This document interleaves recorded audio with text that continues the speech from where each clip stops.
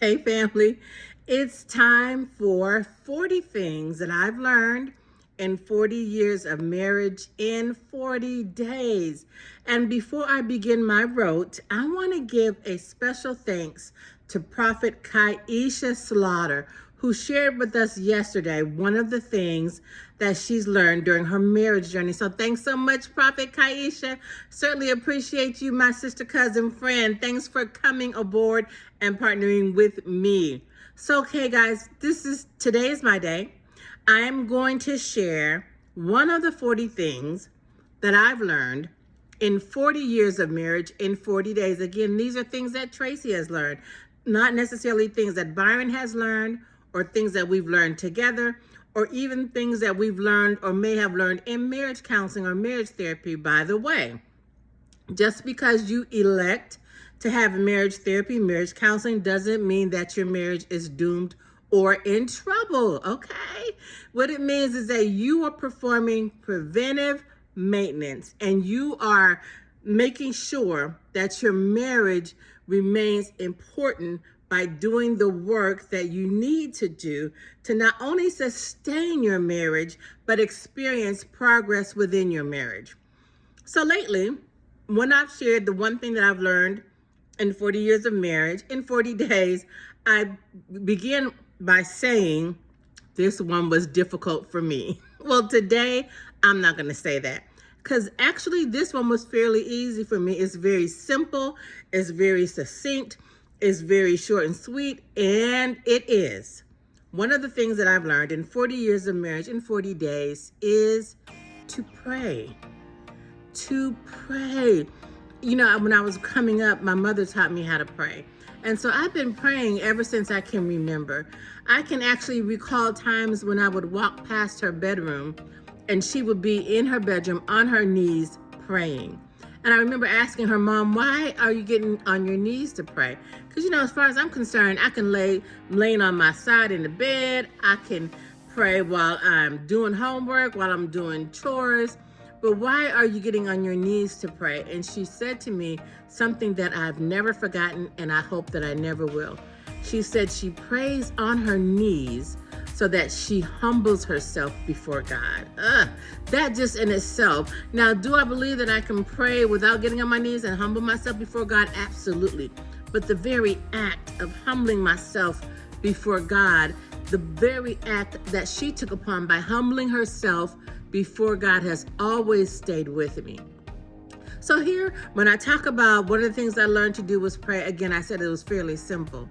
Now, here is where not confusion, but where the work comes in. You know, as spouses, as a husband, as a wife, we may see some things in our spouses that are off course. That ain't right. They're not doing that right. They didn't talk to me right. They're not treating me right. They're not loving me right. I need more affection. I need less affection. I need him to move on his side of the bed when we go to sleep. You know, we have things that we see in our marriages that we see are off course. And then there are times when one spouse may hurt the other, or one spouse is offended by something that the other spouse said, didn't say, or didn't do. And so a lot of times as believers, we'll take those things to God and we'll pray, God, help him to do better. God, help her to do better. God, help her not to come out her mouth with me. Father, help him to be able to learn how to protect me. You know, we'll take those things to God because these are the things that we see that are off course. But can I give you just a little bit of information? Oftentimes, and this is what I had to learn as well, oftentimes when we're involved in these kind of relationships, these covenantal relationships, they don't just have to be marriage. It could be a friendship. It could be another kind of like business alliance.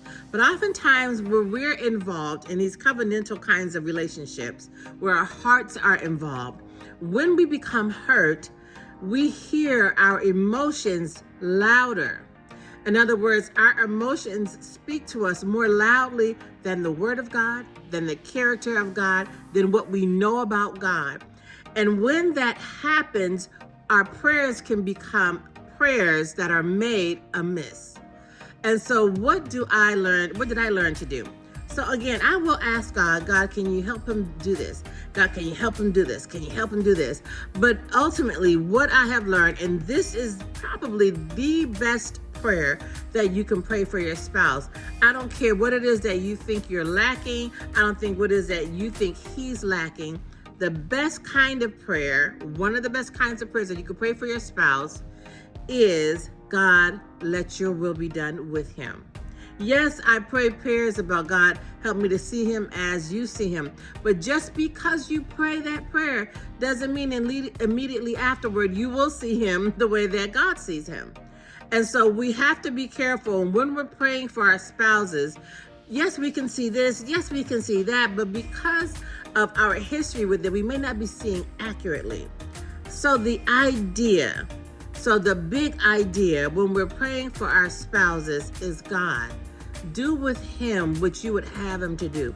God, whatever it is that you want for him, help him to clock in. Father, whatever it is that you have designed for him, whatever path that you've designed for him, please help him to walk on it. Second thing, oftentimes when I'm praying for my spouse, I'm asking God, help me to do whatever it is. I am praying for him, but I'm praying for him on several levels. And one of those levels includes me.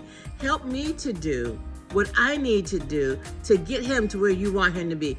Help me to be the kind of wife that you would have me to be for him.